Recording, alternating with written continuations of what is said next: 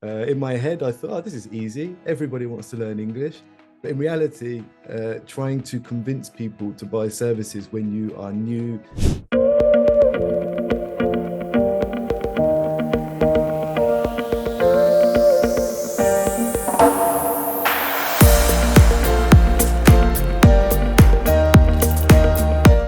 Hello, everybody, and welcome back to another episode of Learn English with Teachify. Hello. Woo! Let's kick off with you, Will. How are you doing? I'm great, Lewis. Thank you very much for asking. I have recently been to the theme park in the middle of Madrid. And my brother and a good friend from England came to visit. We had some good food, some good times, and yeah, it's been a good week so far as well, actually. So all good here. Did you go out on the town? No, I don't do. What is go out on the town? Because if it's drink a lot, yes. If it's go to, the clubs and do all of this stuff, no. We just went to a restaurant, some cocktail bars, then ended the night nice and calmly, and spent Sunday watching Netflix.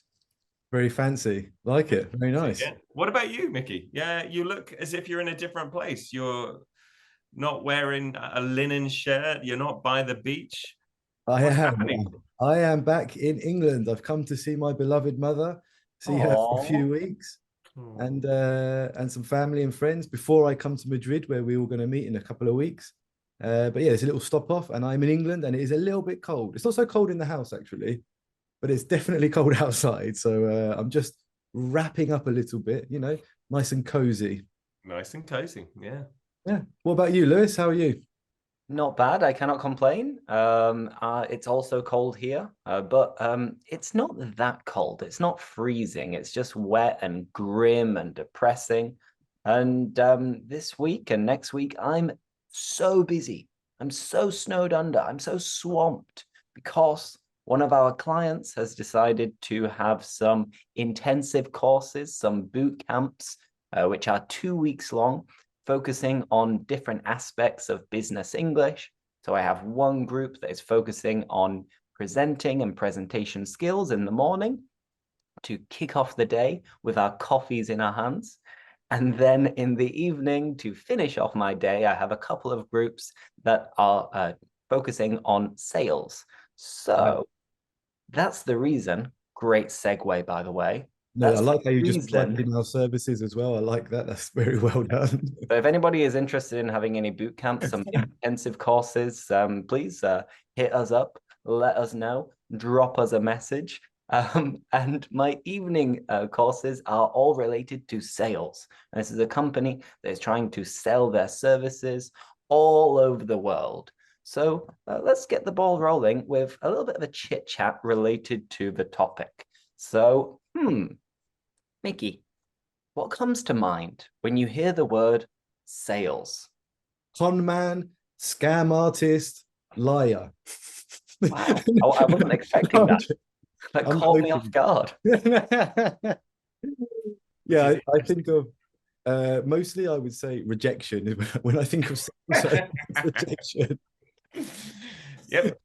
Okay, do you want to go into any more detail there? So sales rejection. Oh, it's the story of my life. I'm joking. The reason I say rejection is actually when I started Teachify, one of my best friends who's also like in business, he gave me a sound piece of advice, a really good piece of advice. And he said, be prepared for rejection. And I had no idea what he meant until I started trying to sell English courses. And I realized it's much harder than it seemed. In my head, I thought, oh, this is easy. Everybody wants to learn English. But in reality, trying to convince people to buy services when you are new, you haven't built up any trust or reputation is very challenging. But I also kind of thrive on rejection. It kind of gives me energy, which is weird. Yeah, maybe that's just me. Maybe I like sales side of Teachify. I don't know. What do you think, Will? What do I think about sales, or is there a specific question attached? I mean, you can just answer any question. This is for the benefit of our viewers. You know what? I'm so sorry. Did you ask me, do I recall a time when someone tried to sell me something and how did it go? Is that what you asked me there, Mickey? That's exactly what can you just list, can you rattle a list of all of the things you've bought which you didn't actually want but managed to convince you to buy? Well, this is the problem. I'm like the anti-sale. I'm a buyer. So I go to the shop and they're like, can I help you? And I'm like, yeah, I want this and this and this. And they say, you don't need this. I say, I will buy it. Okay. And they say, tell me what to do. Yeah, they say, okay, it's 500 euros. I say, I'll pay 1,000. So just keep it coming. What else? Yeah. No, I think you're a bit like my mum in that sense. I think if I ever needed to sell anything, I think I could sell it to my mum. Like, since I've just got back to England and I haven't been here for almost a year, and I walk around the house and I just see these really new, cool little gadgets that are for a specific thing around the house, and they're all shit. Well,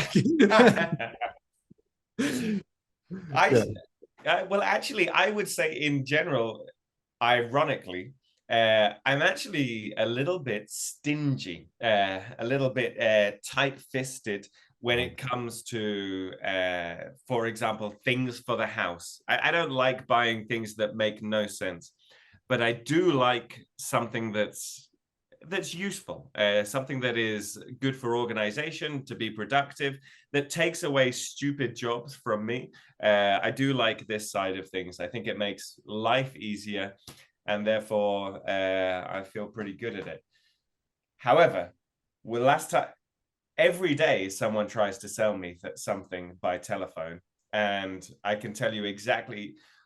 Before I do, how do you deal with people trying to sell by telephone? Well, we've had this conversation. Lewis just doesn't pick up the phone. I don't pick up. I've got my phone like, unknown number. See you later. Yeah. Okay. Yeah.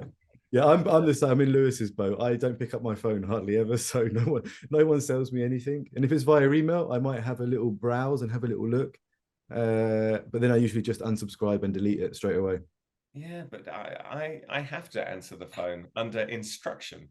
So yeah, that's right. There's someone who gave me a specific telephone number, which I have to answer. And every single time it's trying to sell advertising, SEO, this type of thing. And I end the phone call as quick as possible. But my gosh, it's difficult sometimes if they are persistent, which in general, cold calling, when they phone you with zero contact before, cold calling, telesales, these are persistent people, because it's, I believe, a game of numbers. It's a very difficult ability, I think, which actually I'm going to ask you a question, Lewis. Do you think everyone has some kind of ability or skill to do sales, or is it specific people? Are there specific characteristics? First off, hats off on the segue there. I like how you linked it. But does everybody have a sales ability, some level of ability? I think so. I think everybody has the ability to persuade and to convince, because at the end of the day, sales is just one industry. What you are trying to do is to convince people, to persuade them, trying to twist their arm. And we grow up doing this. If you have siblings, you're always trying to kind of have a little laugh and a joke with your brother or sister, trying to get them to do something for you. So everybody is born, maybe not born, but we grow up learning these little techniques to, I guess, tell a story and to have a narrative to persuade people to see your point of view. Mm-hmm. So even if I'm teaching, I'm kind of selling my own ability sometimes. Sometimes I might not know the answer to a question, and I'll be like, oh, yeah, so that's a classic example of American English versus British English. And I'm selling this to them. I'm giving across my point of view. But you could also kind of sell yourself in one way or another. Like if you're single and you want to meet someone, then everything you are doing is kind of like giving an image of yourself that is trying to attract, I don't know, other people that you are interested in. And this is something that one of my students mentioned, like having a laugh. He was joking, but only half joking, saying like, if you're flirting, you're kind of selling yourself. That is true. But this actually could be an interesting topic we could have, is relationships, and there's a lot of things we can talk about in another podcast. So would you say, Lewis, that everybody has sales abilities, but some people are just better at it or worse at it? Would you say, is that a fair comment? 100%. There's a nice expression in English, which is the gift of the gab. So if you have the gift of the gab, you have a way with words, and you know what to say, when to say it, how to say it, you know how to use your voice. And this definitely doesn't come naturally. It's like giving a presentation doesn't come naturally. Performing in a high stress environment doesn't come naturally to many people. But some people, perhaps like you, Mickey, you thrive on it. You thrive on being rejected and seeing this as an opportunity to improve. So yeah, I think that, but also I feel like I think one of the main things when selling is the person needs to really believe in what they're selling. They need to believe that that's a lie. Like that, a lot of people can just sell, but like me personally, I can only sell something that I can guarantee there's results. And I personally believe, and I've seen the tangible results of whatever it is I'm selling. So in this case, obviously, we sell English courses to companies across Spain and France, individual classes, group classes, e-learning platform. And but I know I like it. I believe in the services that we offer and the quality of the teachers. So it takes that edge of having to speak to someone because I truly believe in what we're doing. So I think if you have that, it's an extra plus, I would say, when selling. Exactly. And relating this to Teachify again, we mentioned last week about the meetings that we'd have in person to try to sell our services and our products. Nowadays, we are 100% remote. So when we are trying to sell our courses, we're doing it from the comfort of our own houses or from a co-working office. Whereas previously, at times, we do it in person. So Will, in your opinion, what are the challenges and the differences between remote sales and in-person sales? Well, this is something I have because a lot of students who work in sales departments, and I have a lot of, especially when there was during the pandemic, a lot of my sales clients, they became. Am I using my hands too much? Is this what that? No. All Perfect. right. Yeah, body language, really important in selling something. Jazz hands. Using gestures. So but obviously they went from in-person sales to online sales, and they were saying, no, it's much more difficult. It's much more, I don't know, that it wasn't as easy to sell. And they were saying you need to be in person to have that human contact. And I personally believe that you don't. I believe that it is definitely a new challenge, but I believe it's a different technique now. I think it's I believe it's extremely important to create a connection with someone more or less as quickly as possible, because, you're taking up a bit of their time. But now we need to substitute inviting people out for meals or going for drinks, this type of human connection that often people want to receive.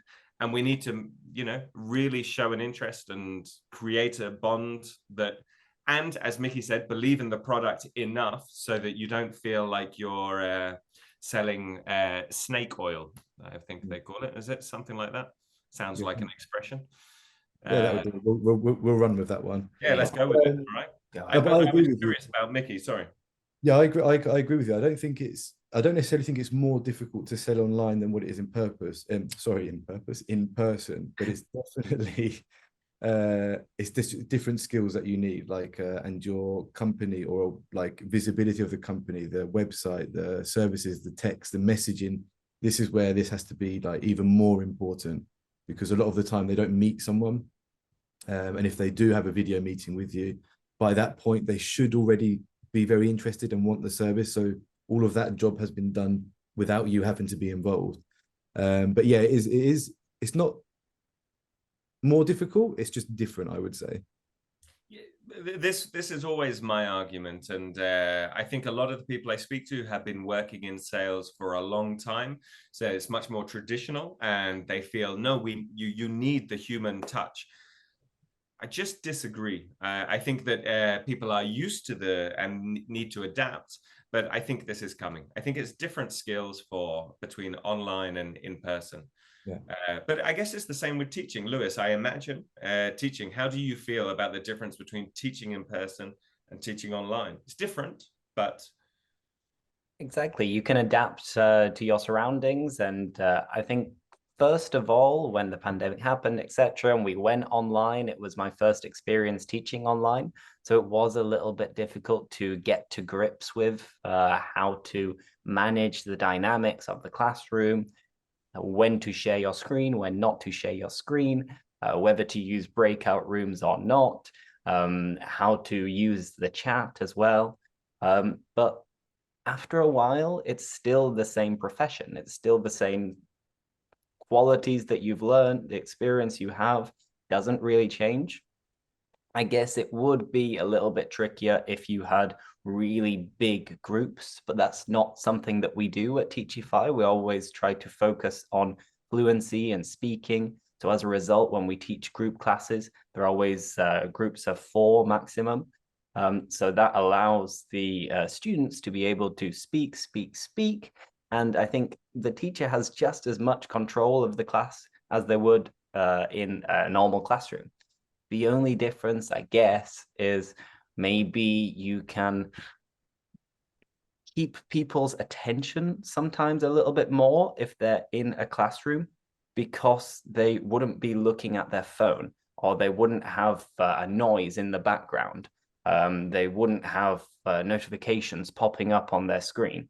So that's one of the little challenges that the teacher has, to be able to keep everybody on their toes and ready and engaged with the class, because nowadays things are happening on your screen. You'll be getting little pop-up notifications. Maybe you've got someone behind you who's really, really, really loud. And then these are the little challenges of teaching online, but a lot of them can be dealt with. And I think there are probably more advantages to disadvantages of having classes online. Yeah, I would agree with that, I think. And I think we've seen it as well with the results of students, like, and also the feedback we receive. A lot of them are much happier online, and it's also more efficient for everyone. And it's like you say, I don't think it's a matter if one's like better or worse. Again, it's just a case of adapting. Like, you've now had to learn and make use of new tools, like using the chat, using the breakout rooms, trying to find ways to make the most of. We did this a couple of videos ago, to make the most of the tools that you have at hand. But talking about people making noises, it's funny you say that, because I've just told my mum, who's sitting over there, that she has to be quiet while we're recording this, because she talks a lot. I can hear her like laughing to herself. It's like, what? No, I don't. She's sticking her finger up at me now. Excellent. Anyway, let's move on from a little chit chat related to sales. And I've got a few debatable questions, and I want you to weigh in on it, to give your opinion on it. The first one comes from a very common phrase which is used all the time. It's very cliche, and it is that the customer is always right. Do you think this is the case? And for a salesperson, is it a good mindset to have to help you in achieving the sale? This is a tricky one now, because I think also, because all 3 of us like were brought up in England, and I feel like if you compare England to Spain, I don't know, I'm not too sure about Belgium, Lewis, but I feel like here in England, the customer service is pretty high in terms of the thought process of the customer is always right. Like, as soon as a client complains in a restaurant or in a supermarket or buying something, they're very quick to respond and kind of give you it or refund you or whatever it is that needs to happen in that moment. Whereas in Spain, they're a bit more reluctant to do that. And I feel like the service is good in the restaurant area, for example, probably one of the best and most efficient I think I've seen in the world. But the mentality of the customer is always right is not such a big thing or priority in Spain. And I don't think the customer is always right, but I think sometimes if push comes to shove, it's probably easier just to refund the client save the hassle. They will leave the shop and be semi-happy with a reasonable outcome. They can tell their friends that this happened and they were very nice about it. They gave me this. So in the end, you might even generate some more leads and some more sales by just eating humble pie, being patient and being polite and just responding to the customer correctly. What do you think, Will? I struggle with this one because of course you customer... do. I wonder what subscription service I could subscribe to be able to help with this problem. I mean, maybe there is one actually. Maybe I can find a sales subscription. Yeah, okay. But no, the reason I is challenging is because this is a large part of my job, and I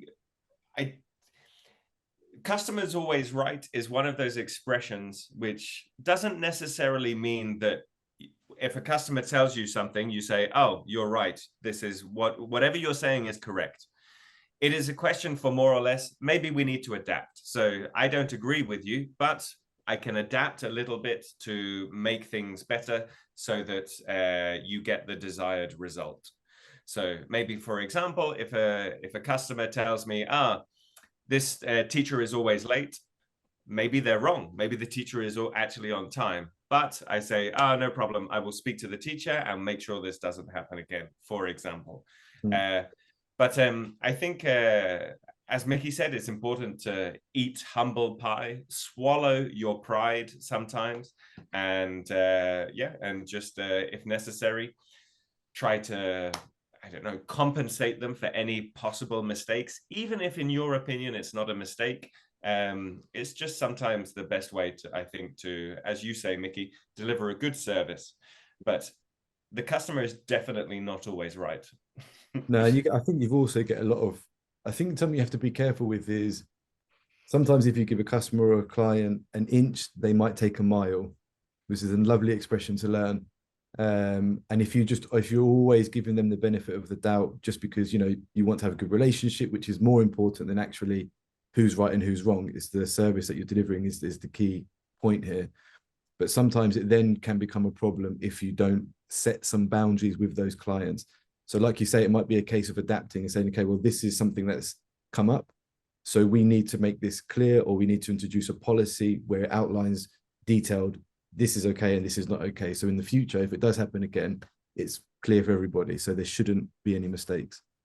And just on that note as well, I don't really sell. It's not part of my job. But I think a good thing for people to think of if you are a salesperson is that you want the client, the customer you want them to feel like they are right at the beginning of a discussion, of a negotiation or whatever. So you want to kind of give them what they want initially, even if you don't actually think that way. And then your job during the rest of the meeting, the presentation, or the negotiation is to slowly but surely convince them that they weren't initially right in order for them to actually buy the product or service that you are selling. Yeah, very nice. Yeah, a good point there. Yeah. Cool. Should we do one more little debatable question? And it's one that I kind of answered earlier, but I'm eager to get your thoughts on it as well. And it's about whether you are born a salesperson or not. So can a person be a successful salesperson without having an innate talent, relying just on training and experience? What do you two reckon? Yeah, I would say yes, personally. I think you can learn to be a salesperson. And I think this is quite common practice in a lot of companies. For example, the cold calling that Will was talking about, or even cold emailing. These have been studied over the years, like the best way to answer the phone, the best way to say hello. So if a person is willing to learn a script, for example, then as Will said, it's a numbers game. They will close clients if they stick to the script, which is statistically proven to close clients, and it's regardless of who you are, where you're from, what skills you have. Like if you're able to deliver that script word by word, then I think you can still sell. So I think it's something you can learn. I think as well something that Are we agreeing? Are we? I'm like, what? Let me. Yeah, well, I want to, maybe, I don't know. But I think that's something that is very difficult to teach. And I think this is actually related to teaching as well, is you can't necessarily create an extroverted personality. So you might have someone who is just naturally shy, is not comfortable with maybe awkward situations. And it is I don't think you can teach them necessarily to be a great salesman. Maybe you can, teach them some techniques. So I think your natural extroversion or introversion plays a role in this. But you can definitely learn some things. And this takes me back to when I started working in a pub when I was 18. Those were the days. I learned a lot in this time, and it's actually the reason I'm in Spain. Technically speaking, I think we spoke about it in the past. The landlord told me, because in the past I was like, do you want another drink? And they'd say, yeah. And he was like, Will, no, this is not how you do it. You already know what they have drunk. They've had a pint of Foster's. So you don't go and say, do you want another Foster's? You say, that was Foster's, right? And they say, yeah. And then you take it and you automatically give them a drink. And it's basically, you don't give them the option to choose.